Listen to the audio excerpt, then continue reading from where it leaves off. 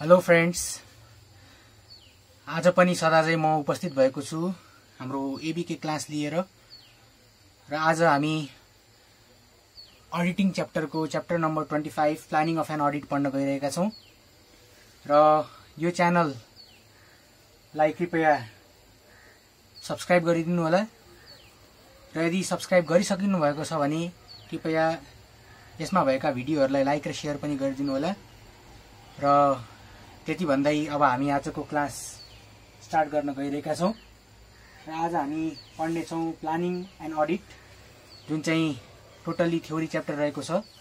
र यस च्याप्टरमा हामी अडिटको बारेमा, कसरी प्लान गर्ने र अडिटलाई कसरी अगाडि बढाउने, के कस्ता कुराहरुमा ध्यान पुर्याउनुपर्छ भन्ने बारेमा हामी चर्चा गर्नेछौं।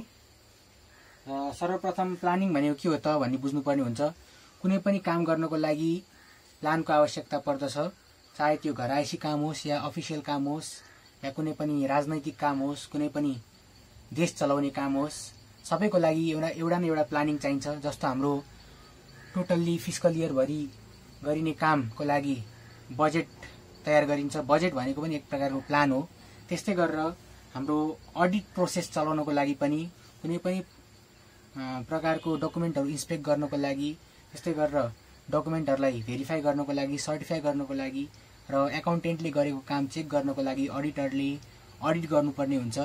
र अडिटरले पनि त्यतिकै अडिट गर्ने हैन, त्यसको लागि पनि उसले के एउटा निश्चित प्लान एन्ड प्रोसिड्युर बनाउँछ, जसलाई हामी के भन्छौं त प्लानिङ एन्ड अडिट भनेर भन्छौं।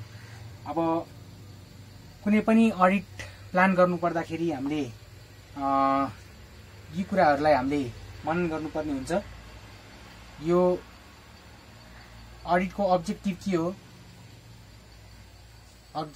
हो, त्यस्तै गरेर अडिट कहाँ गर्ने, त्यस्तै गरेर अडिट कहिले गर्ने, त्यस्तै गरेर अडिट कसले गर्ने, त्यस्तै गरेर अडिट कसरी गर्ने। यी पाँच प्रकारको क्वेशनहरुको जवाफ यदि आउँछ भने तब चाहिँ हामीले अडिटको प्लानिङ गर्यौं भन्ने बुझ्नुपर्ने हुन्छ। अडिटको अब्जेक्टिभ के हो, हामीले गर्न लागेको अडिटको के अब्जेक्टिभ छ त हैन, त्यो थाहा पाउनु पर्ने हुन्छ। अडिट कहाँ गर्ने, कहिले गर्ने, कसले गर्ने, त्यस्तै गरेर कसरी गर्ने। यी सबै प्रश्नहरुको उत्तर यदि आउँछ भने तब चाहिँ हाम्रो अडिटको प्लानिङ भयो भन्ने बुझ्नुपर्ने हुन्छ। त्यस्तै गरेर यो भनेको चाहिँ एउटा के हो त कन्टिन्युअस प्रोसेस हो। अडिट प्लानिङ भनेको कन्टिन्युअस प्रोसेस। किन भन्दाखेरि प्लानिङ भनेको हरदम हरपल चेन्ज हुन सक्छ।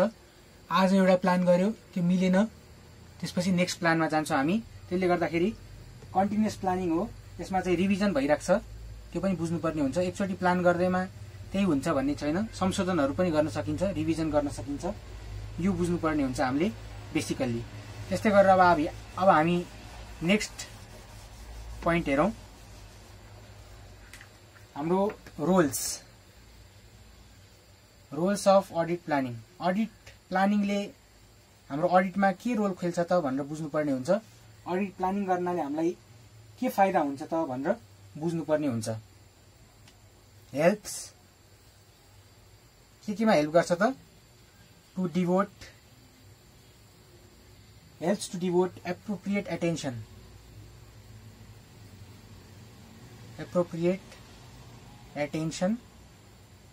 कुनै पनि कुरामा एप्रोप्रिएट एटेन्सन ल्याउनको लागि, ध्यान आकर्षण गर्नको लागि हेल्प गर्दो रहेछ। त्यस्तै गरेर helps to identify and resolve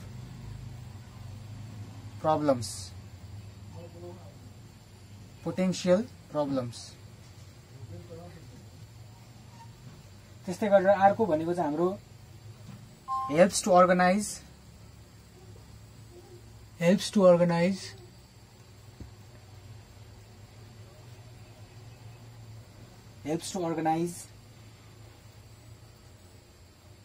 the audit।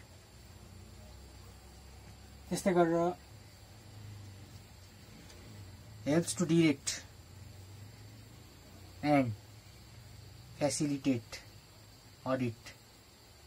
यी विभिन्न प्रकारका रोलहरू छन् अडिट प्लानिङको। अझ अरू पनि रोलहरू छन्, तर यो मेन रोलहरू भनेको यिनीहरू नै हो। यसले के गर्छ त भन्दाखेरि अडिट प्लानिङ राम्रोसँग गर्यो भने एप्रोप्रिएट एटेन्सन दिन सकिन्छ। कुनै निश्चित कुनै कुरा फोकस गर्नु छ भने, त्यस्तै गरेर पोटेन्शियल प्रब्लम छ भने त्यसलाई आइडेन्टिफाई गर्न हेल्प गर्दो रहेछ, रिजल्भ गर्न हेल्प गर्दो रहेछ। त्यस्तै गरेर अडिटलाई राम्रोसँग अर्गनाइजेसन गर्नको लागि हेल्प गर्दो रहेछ। त्यस्तै गरेर help to direct and facilitate the audit. यस्तो प्रकारले चाहिँ रोल्स चाहिँ अडिट प्लानिङको यी रोलहरू पनि हुन सक्छन्।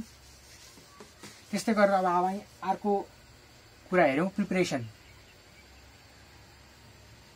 अब हामीले कुनै पनि अडिट गर्नुभन्दा अगाडि अडिटरले के प्रिपेरेसन गर्नुपर्छ त भन्ने बुझ्नुपर्ने हुन्छ। एउटा भनेको उसले अब्टेन एपोइन्टमेन्ट लेटर। कुनै पनि अडिटरले अडिट गर्नको लागि भन्दा चाहिँ कुनै अर्गनाइजेसनले बोलाउँछ भने उसलाई चाहिँ के चाहिन्छ त भन्दाखेरि एपोइन्टमेन्ट लेटर। तपाईँ चाहिँ नियुक्ति हुनुभयो, अडिट गर्नको लागि नियुक्त हुनुभयो भनेर चाहिँ एपोइन्टमेन्ट लेटर दिन्छ, त्यसैले एपोइन्टमेन्ट लेटर चाहिन्छ। यदि उसले एपोइन्टमेन्ट लेटर पाइसकेपछि के गर्छ त अब कम्युनिकेट विथ प्रिभियस अडिटर। उसले पहिला के गर्छ त अब एपोइन्टमेन्ट लेटर पाउँछ, त्यसपछि एपोइन्टमेन्ट लेटर पाएपछि अब त्यो अर्गनाइजेसन कस्तो हो, मलाई अडिटिङ गर्न बोलाएको छ, त्यो अर्गनाइजेसनमा म अडिट गर्न जाँदा राम्रो हुन्छ कि हुँदैन हैन। त्यसको लागि चाहिँ के गर्छ त उसले त्यो अर्गनाइजेसनमा पहिला अडिट गरिसकेको अडिटरलाई चाहिँ कम्युनिकेट गर्छ अथवा उसले सम्पर्क राख्छ, त्यो अर्गनाइजेसनको बारेमा डिटेल रूपमा बुझ्छ। उसलाई यदि काम गर्न अब के भयो त अब ल ठिक छ मैले चाहिँ यो अर्गनाइजेसनमा काम गर्दा हुन्छ भने जस्तो लाग्यो भने एक्सेप्ट द अफर हैन, अथवा एक्सेप्ट द एपोइन्टमेन्ट, अथवा अफरलाई एक्सेप्ट गर्नु पर्यो। हामीले कन्ट्र्याक्ट गर्दाखेरि के गर्छौँ त एउटाले अफर दिन्छ, अर्कोले एक्सेप्ट गर्छ, तब बल्ल फर्मल कन्ट्र्याक्ट बन्छ। त्यस्तै गरेर यसमा पनि एपोइन्टमेन्ट लेटर चाहिँ त्यो अर्गनाइजेसनले दिन्छ मेरो अडिट गर्न आऊ भनेर। त्यसपछि उसले चाहिँ अडिटरसँग पहिलाको अडिटरसँग विचार विमर्श गर्छ। त्यसपछि के गर्छ त भन्दाखेरि उसले चाहिँ एक्सेप्ट गर्छ अफरलाई। त्यसपछि के गर्नु त भन्दाखेरि एसर्टेन द स्कोप। अब हामीले गर्न लागेको अडिटको स्कोप के छ त, यसले कहाँ मद्दत पुर्याउँछ अथवा यसले कहाँ हेल्प गर्छ भनेर त्यसको चाहिँ के गर्नु पर्छ भन्दाखेरि एसर्टेन गर्नु पर्यो। मैले गर्न लागेको अडिटको चाहिँ स्कोप छ कि छैन भनेर राम्रोसँग बुझ्नुपर्ने हुन्छ। त्यस्तै गरेर त्यो अडिटरले गर्न लागेको बिजनेसको बारेमा पनि नलेज राख्नुपर्ने हुन्छ उसले हैन। अडिटरले मैले जुन अर्गनाइजेसनको अडिट गर्न लाग्छु त्यो अर्गनाइजेसन अथवा त्यसको बिजनेस कस्तो सञ्चालन भइरहेछ त, अथवा कसरी चाहिँ यसको सञ्चालन भइरहेछ अथवा कस्तो खालको स्थितिमा छ यो बिजनेस भनेर पनि बुझ्नुपर्ने हुन्छ। त्यस्तै गरेर अर्को भनेको नलेज अफ एकाउन्टिङ।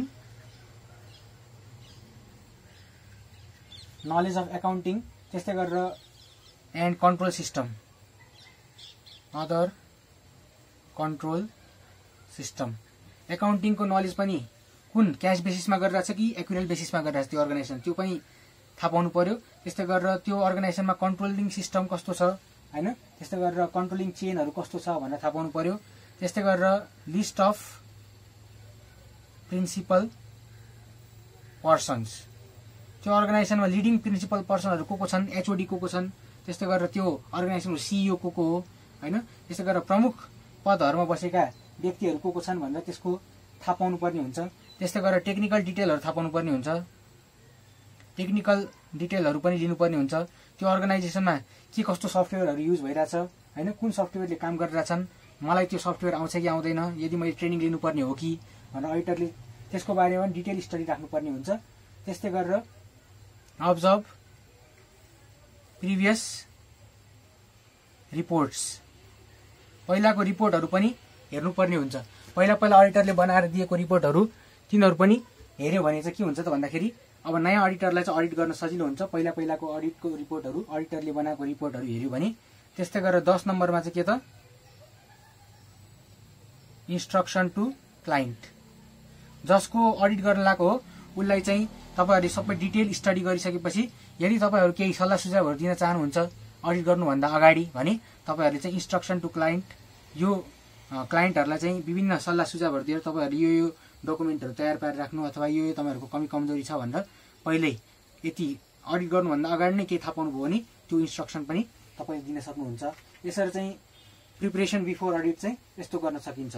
अझ अरू पनि छ, अरू स्टेपहरू पनि लिन सकिन्छ अडिट गर्नुभन्दा अगाडि अथवा प्रिपरेसन गर्ने अरू स्टेपहरू पनि छ। जस्तो अर्को भनेको चाहिँ के हो त भन्दाखेरि डिटर्मिनेसन अफ स्कोप अफ वर्कको स्कोप डिटर्मिनेसन गर्नु पर्यो हैन। मैले गर्न लागेको कामहरूको स्कोप के छ कस्तो छ भनेर थाहा पाउनु पर्यो। त्यस्तै गरेर नलेज अफ क्लाइन्ट बिजनेस, अघि नै मैले भनिसकेँ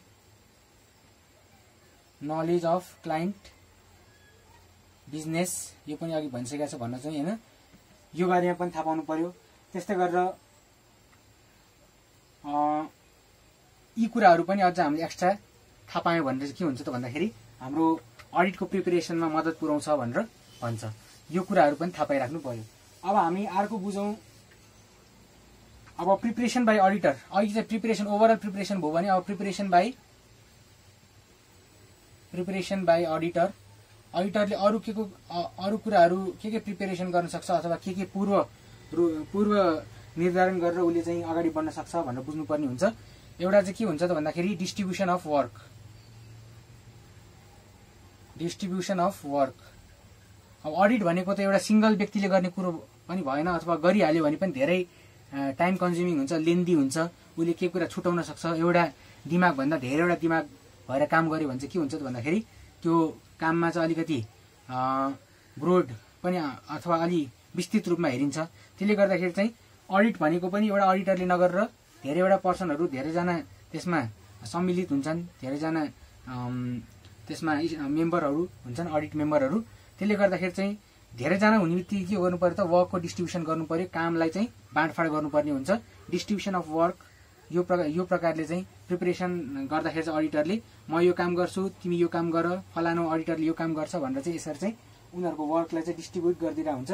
कोही अडिटरहरू एकाउन्टिङमा एकदम पोख्त हुन्छन् भने कोही चाहिँ भाउचिङ गर्नलाई एकदम पोख्त हुन्छन्। कोहीले चाहिँ के गरेर हुन्छन् त भन्दाखेरि चाहिँ कोही चाहिँ सिक्न आएको हुन्छन्, जस्ट भर्खर ट्रेनीहरू हुन्छन्।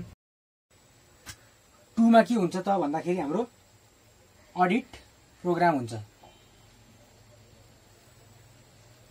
अडिट प्रोग्राम भन्ने बित्तिकै हाम्रो अडिट प्लानिङ भन्दा अलिक फरक छ। अडिट प्रोग्राम भनेको चाहिँ हाम्रो के हुन्छ त भन्दाखेरि जस्तो बीबीएसमा first, second, third, fourth year हुन्छ। फर्स्ट इयरमा अर्कै सब्जेक्ट पढिन्छ, सेकेन्ड इयरमा अर्कै सब्जेक्ट पढिन्छ, थर्डमा अर्कै सब्जेक्ट पढिन्छ भने जस्तै अडिट प्रोग्राममा पनि के गर्छ त हामीले भन्दाखेरि गर्ने कामहरू फरक हुन्छ। अडिट प्रोग्राममा चाहिँ हामीले यो स्टेपमा के काम गर्ने, यो अर्को स्टेपमा के काम गर्ने, यसपछि के काम गर्ने, यसरी चाहिँ हाम्रो चाहिँ के हुन्छ एउटा टाइम सेड्युल बनाइदिएको हुन्छ हैन।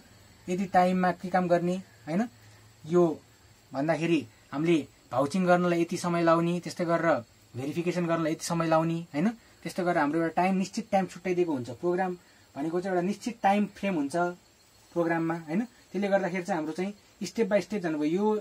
यो सिद्धिएपछि यो प्रोसेस फलो गर्ने, यो सिद्धिएपछि यो प्रोसेस फलो गर्ने हिसाबले चाहिँ एउटा चाहिँ के हो त भन्दाखेरि स्टेप बाई स्टेप खालको एउटा यो कामलाई चाहिँ के भनिन्छ त अडिट प्रोग्राम भनेर भनिन्छ।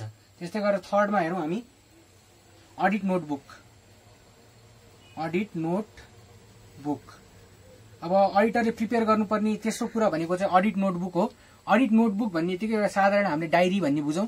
डायरी भन्ने बुझ्यौँ भने के हुन्छ त भन्दाखेरि जहिले पनि त्यो चाहिँ लाइफ टाइमको लागि चाहिँ अथवा टाइम एन्ड अगेन पछिसम्मको लागि काम लाग्ने, एउटा अडिटलाई मात्र नभएर यो धेरै समयको लागि पछिसम्मको लागि काम लाग्ने।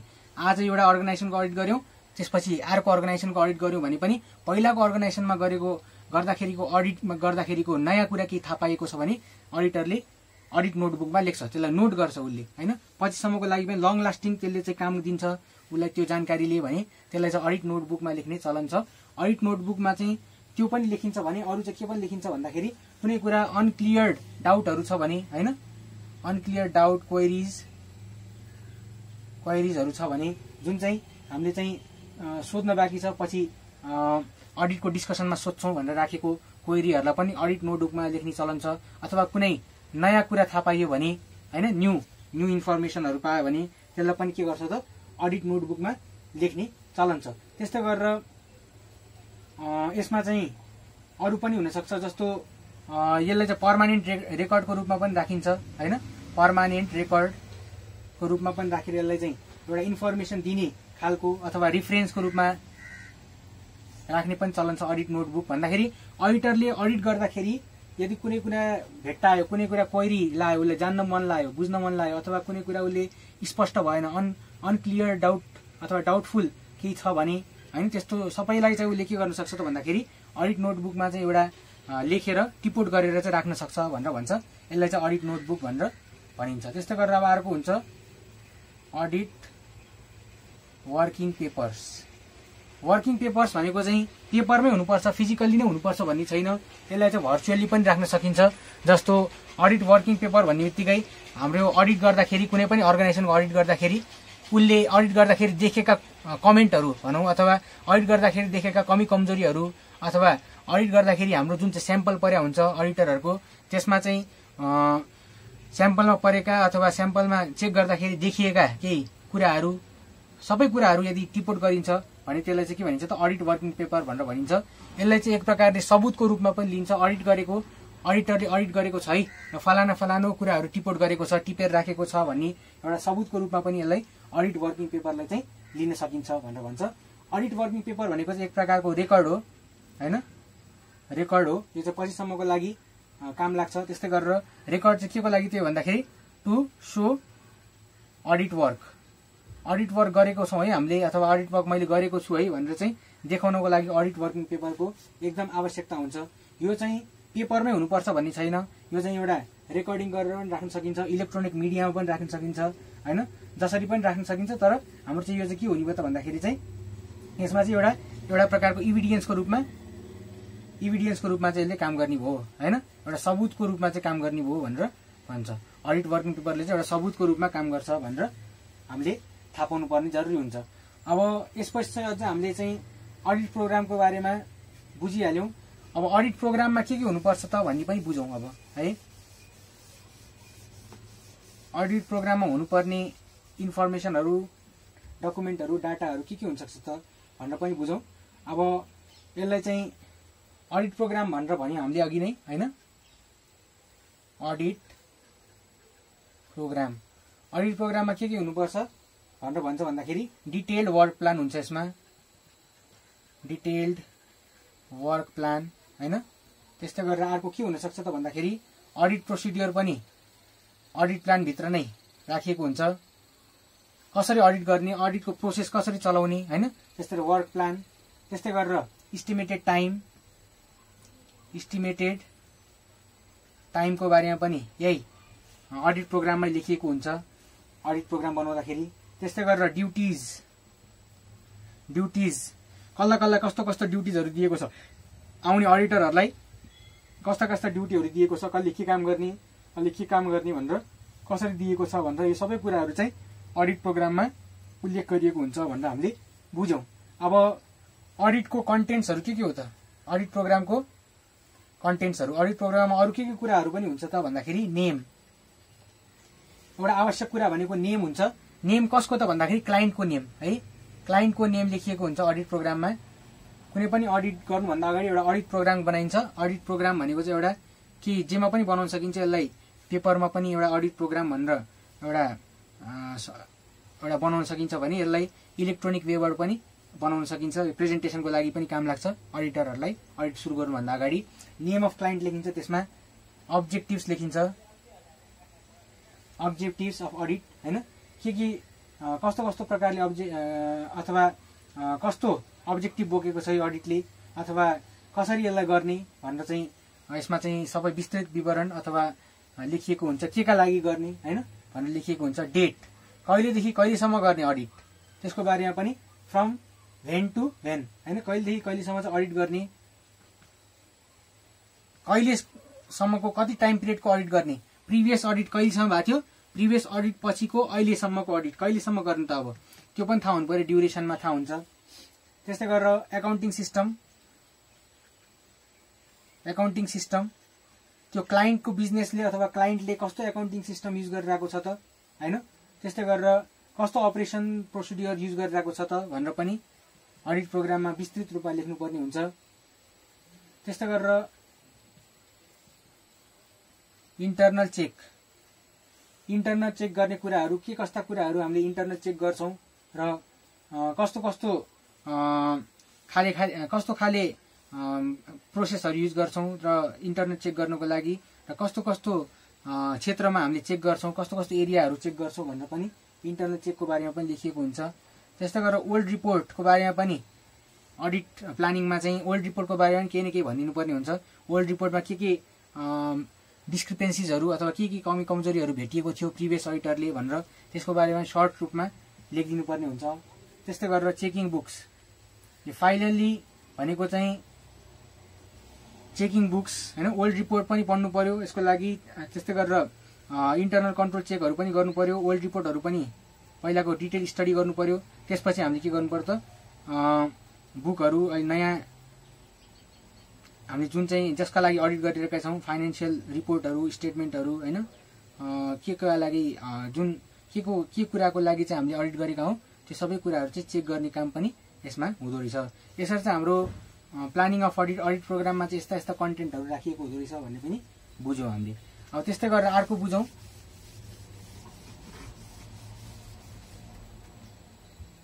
Types of audit program.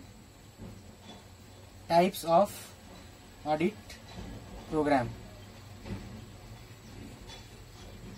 Audit प्रोग्रामका प्रकारहरू के हुन्छन् त भन्दाखेरि मेनली तीनटा प्रकारका हुन्छन् अडिट प्रोग्राम। एउटा standard audit programme, standard audit program, दोस्रोमा मोडिफाइड स्ट्यान्डर्ड अडिट प्रोग्राम, सेकेन्डमा मोडिफाइड स्ट्यान्डर्ड अडिट प्रोग्राम, थर्डमा भने टेलर मेड अडिट प्रोग्राम।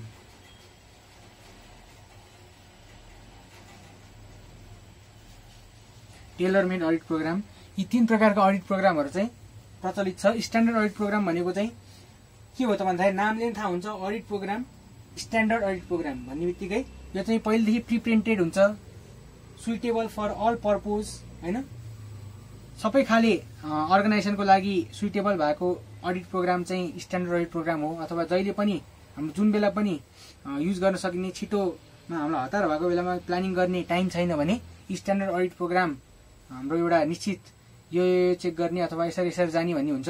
त्यही अडिट प्रोग्रामलाई फलो गरेर पनि हामीले गर्न सक्छौं, जसलाई चाहिँ स्ट्यान्डर्ड अडिट प्रोग्राम भनेर भनिन्छ। यसमा चाहिँ यो चाहिँ टु मच मेकानिकल पनि हुन सक्छ हैन, यसमा चाहिँ अर्गनाइजेसनको कम्प्लेक्स एक्टिभिटीहरूलाई यसले मिट पनि नगर्न पनि सक्छ, किनभने यसले यसमा एकदम सिम्पल रूपमा चाहिँ यसमा गरिएको हुन्छ। स्ट्यान्डर्ड अडिट प्रोग्राममा चाहिँ सबैलाई हुने गरी, सबै खालको अर्गनाइजेसनलाई मिल्ने गरी चाहिँ यो स्ट्यान्डर्ड अडिट प्रोग्रामलाई डेभलप गरिएको हुन्छ। त्यसले गर्दाखेरि सबै खाली अर्गनाइजेसनलाई सुइटेबल नहुन पनि सक्छ standard audit programme. Modified standard audit programme भनेको यही माथिको स्ट्यान्डर्ड अडिट प्रोग्रामलाई मोडिफाई गरेर अलिकति हामीलाई सुइटेबल हुने गरी, यो हामीले जुन अडिट गर्न लागेको अर्गनाइजेसनलाई सुइटेबल हुने गरी त्यसलाई थोरै रूपमा मोडिफाई गरेर चाहिँ यो अडिट प्रोग्राम बनाइन्छ, जसलाई चाहिँ के भनिन्छ त मोडिफाइड स्ट्यान्डर्ड अडिट प्रोग्राम भनेर भनिन्छ। यो चाहिँ हामीले आफूले गर्न लागेको अर्गनाइजेसनको उसलाई सुइटेबल हुने गरी अथवा त्यो अर्गनाइजेसनमा भएका हेर्नुपर्ने कुराहरूलाई हेर्न मिल्ने गरी अथवा अडिट गर्न मिल्ने गरी त्यसरी चाहिँ हामीले चाहिँ मोडिफाई गरिन्छ, त्यसलाई चाहिँ मोडिफाइड स्ट्यान्डर्ड अडिट प्रोग्राम भनेर भनिन्छ। त्यस्तै गरेर टेलर मेड भन्ने बित्तिकै जसरी लुगा सिलाउनेले नयाँ लुगा पहिलादेखि नै सुरुवातदेखि नै लुगा कपडा काटेर सिलाउँछ, त्यसरी नै टेलर मेड अडिट प्रोग्राम भनेको पनि कुनै एउटा निश्चित अर्गनाइजेसनलाई अडिट गर्नु छ भने पुरै अडिट प्रोग्रामलाई नै पूर्ण रूपमा नयाँ रचना गर्ने अथवा नयाँ बनाउने अथवा नयाँ अडिट प्रोग्रामलाई चाहिँ ल्याउने अथवा नयाँ अडिट प्रोग्राम लेख्ने कामलाई चाहिँ टेलर मेड अडिट प्रोग्राम भनेर भनिन्छ।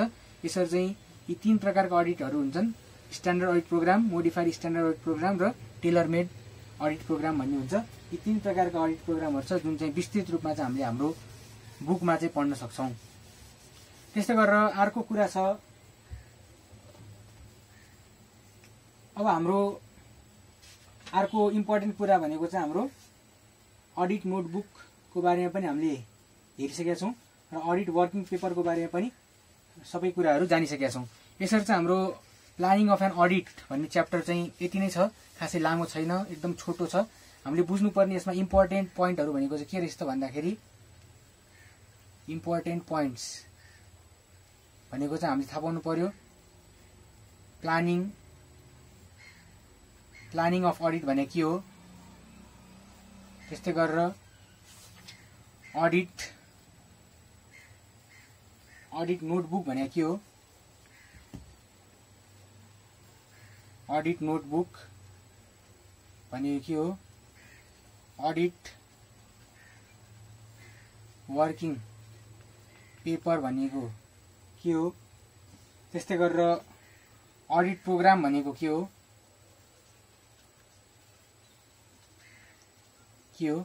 यस्तै प्रकारका कुराहरू चाहिँ यो च्याप्टरबाट हामीलाई सोध्ने गरेको पाइन्छ प्लानिङ अफ एन अडिटमा। अब यति पढिसकेपछि हाम्रो च्याप्टर नम्बर 25 पनि हामीलाई प्लानिङ एन्ड अडिट पनि एकदम यति पढिसकेपछि र यसमा बुकमा थोरै कुराहरू अझ डिटेल रूपमा पढ्यो भने हामीलाई यति पढेर हाम्रो चाहिँ प्लानिङ एन्ड अडिट भन्ने च्याप्टर चाहिँ कम्प्लिट हुन्छ।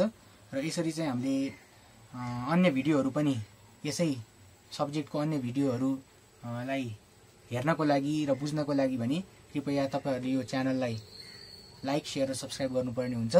तबसम्मको लागि म आज्ञा चाहन्छु। धन्यवाद।